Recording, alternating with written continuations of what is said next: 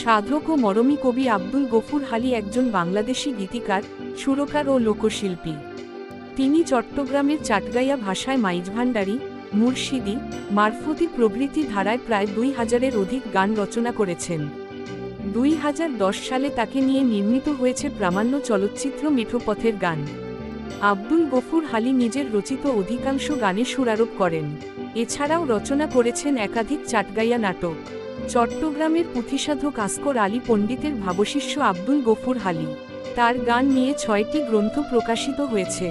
তিনি 1929 সালের 6 আগস্ট চট্টগ্রামের পটিয়া উপজেলার রশিদাবাদ গ্রামে জন্মগ্রহণ করেন। তার পিতা আব্দুস সোবহান এবং মাতা গুলতাজ খাতুন। রশিদাবাদ প্রাথমিক বিদ্যালয় ও জোয়ারা বিশ্বম্বর চৌধুরী উচ্চ বিদ্যালয় থেকে তিনি শিক্ষা গ্রহণ করেন।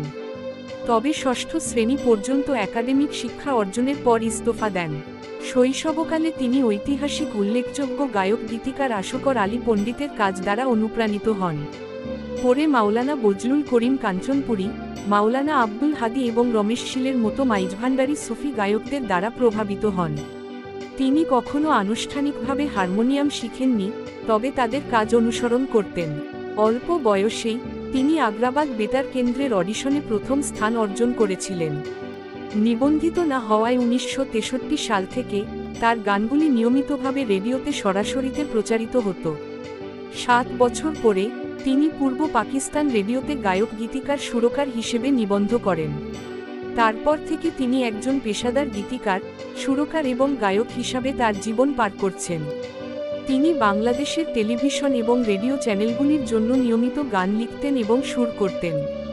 তার রচিত জনপ্রিয় বহু মাইজভান্ডারী ও আঞ্চলিক গান আজও মানুষের মুখে মুখে উচ্চারিত হয়।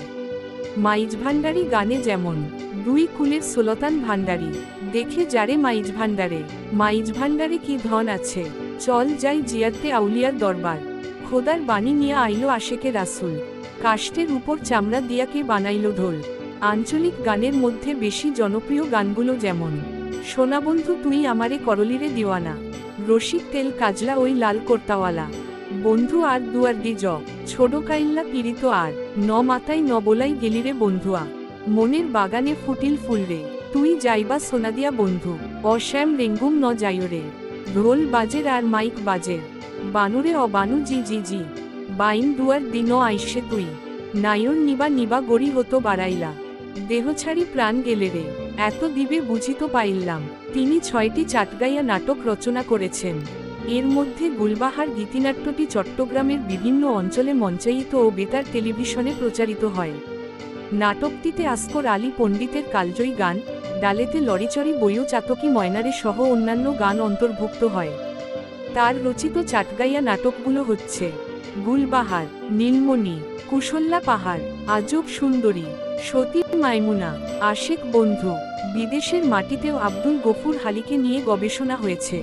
জার্মানির হালে বিশ্ববিদ্যালয়ের ভারতবর্ষ বিষয়ক দর্শন শাস্ত্রের সহকারী অধ্যাপক হান্স হার্ডার, বর্তমানে হাইডেলবার্গ বিশ্ববিদ্যালয়ের অধ্যাপক, 1989 সালের দিকে বাংলাদেশে এসেছিলেন।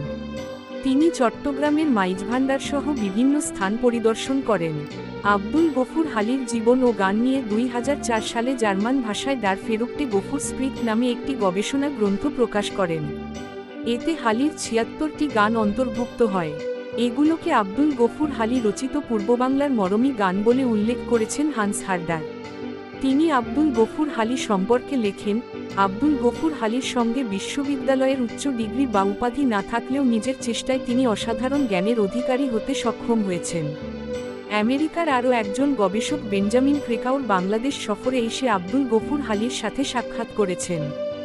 বেশ কয়েকটি জাতীয় এবং প্রাতিষ্ঠানিক পুরস্কার অর্জন করেছেন হালি। এর মধ্যে কয়েকটি হল রাহে ভান্ডার সম্মাননা পদক 2012, চট্টগ্রাম সমিতি পদক 2012, বাংলাদেশ সঙ্গীত সংগঠন সমন্বয় পরিষদ 2013, সুখেন্দু স্মৃতি নাট্য পদক 2013, জেলা শিল্পকলা একাডেমি সম্মাননা 2013। অনেক বড় মাপের গুণী ব্যক্তিত্ব ছিলেন আব্দুল গফুর হালি। তিনি ফুসফুসের ক্যান্সার ও বার্ধক্যজনিত নানা রোগে ভুগছিলেন। অবশেষে 2016 সালের 21শে ডিসেম্বর চট্টগ্রামের মাউন্ট হাসপাতালে মারা যান। ওনার আত্মার মাগফিরাত কামনা করছি।